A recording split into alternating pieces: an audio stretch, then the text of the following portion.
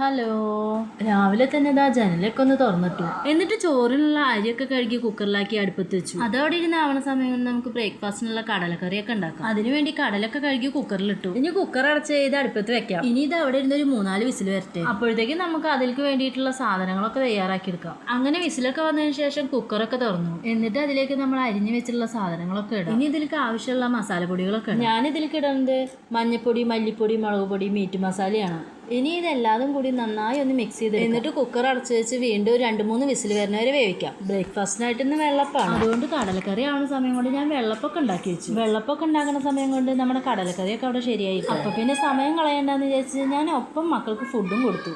ഉച്ചയ്ക്ക് മക്കൾക്ക് കൊണ്ടുപോകാനായിട്ടാണ് ഞാൻ ചോറൊക്കെ വെച്ചത്. പക്ഷെ അവരെന്നെ പറ്റിച്ചു. വെള്ളപ്പും കടലക്കറിയും കണ്ടപ്പോൾ അവര് പിന്നെ ഉച്ചയ്ക്ക് കഴിക്കാൻ ഇതാക്കിയാൽ മതി എന്ന് പറഞ്ഞു. അങ്ങനെ അതൊക്കെ പാത്രത്തിലാക്കി അവരെന്നെ ഞാൻ സ്കൂളിലോട്ട് വിട്ടു. അവരൊക്കെ പോയതിനു ശേഷമാണ് ഞാൻ ചായ കുടിച്ചത്. അപ്പൊ ഇത്ര ഉള്ളൂ കേട്ടോ നമ്മുടെ ഇന്നത്തെ വീഡിയോ. ഇഷ്ടപ്പെട്ടാൽ ലൈക്ക് ചെയ്യുക, കമന്റ് ചെയ്യുക, ഒപ്പം സബ്സ്ക്രൈബ് ചെയ്ത് സപ്പോർട്ട് ചെയ്യുക.